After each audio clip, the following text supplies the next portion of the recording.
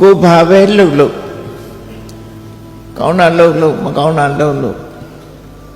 လို့သည်များကံရဲ့အကျိုးဆက်ကိုကိုပဲခံရမယ်ကိုပဲဆန့်ရမယ်ဟောဒါဟာ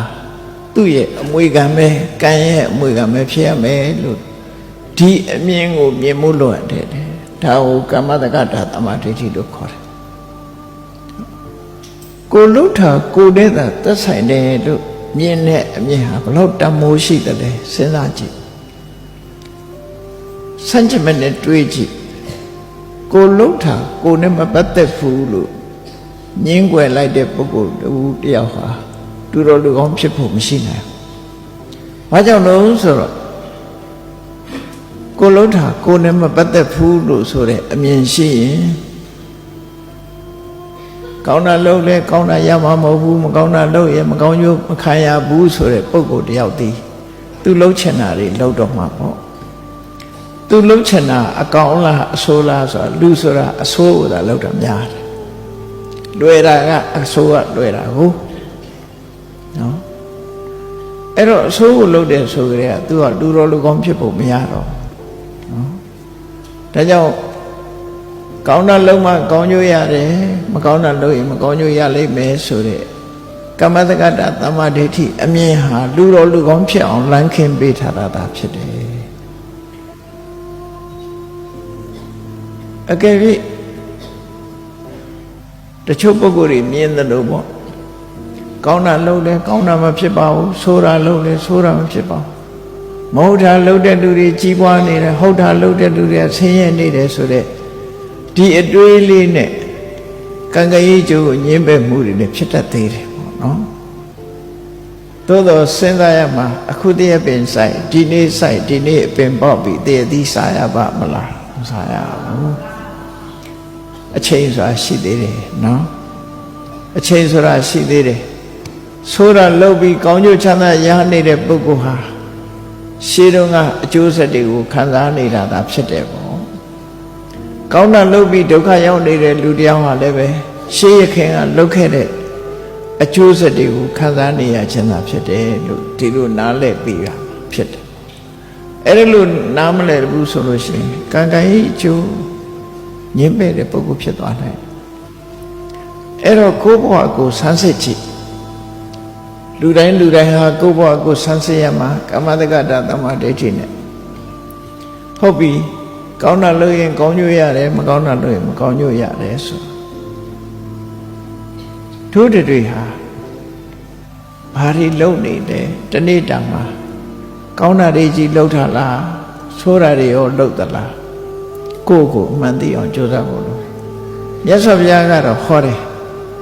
ဥပောပုံညင်စပပင်စယမေသောကုရုတိဣဒာတရဝတဝုဟာဒီလောကတရဝတဝုဟာ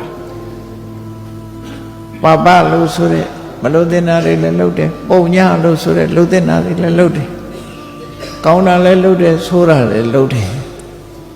ကောင်းဆိုးမျိုးလုံးလုပ်ကြတယ်ပုရုษေမှန်သမျှအကောင်းကြီးလုပ်တာဆိုတာမရှိနိုင်အဆိုးလေးကတော့ပါအောင်ပါနော်အစာစားတဲ့ထဲမှာခန္ဓာကိုယ်အကျိုးပြုတာတွေပါတာမဟုတ်ဘူးအကျိုးမပြုတာတွေလည်းစားမိမှာပဲ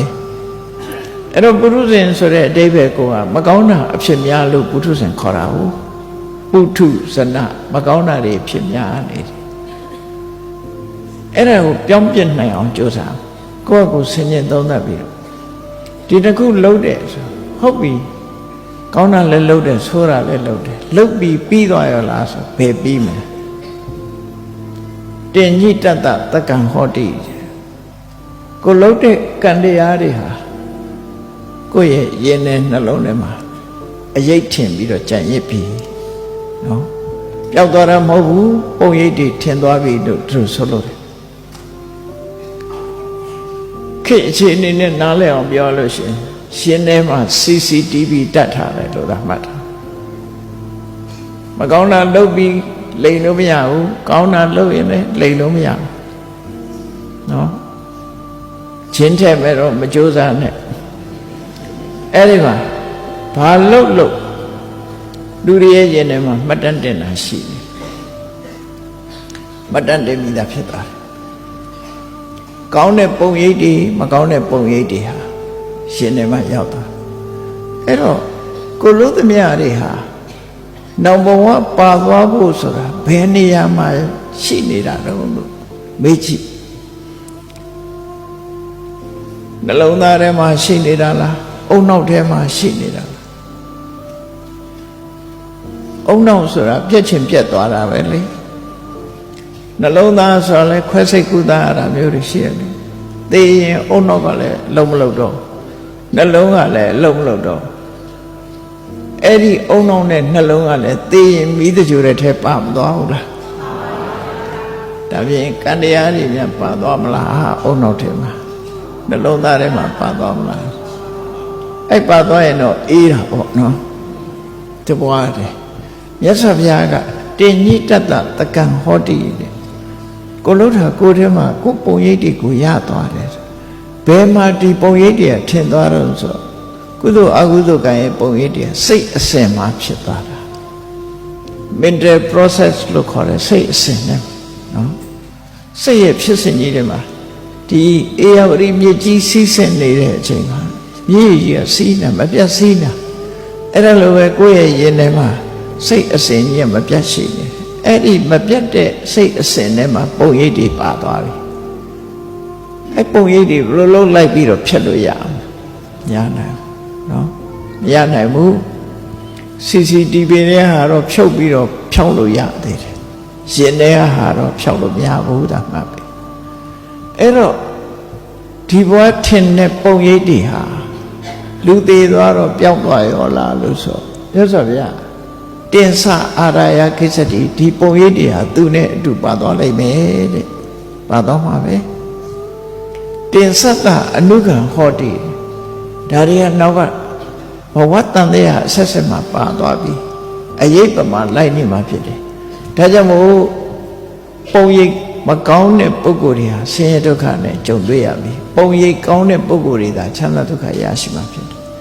ဒီပုံရိပ်တွေကြည့်ပြီးတော့ဘဝမှာအကျိုးပေးမှုတွေဖြစ်တယ်ဒါကိုပဲမြတ်စွာဘုရားက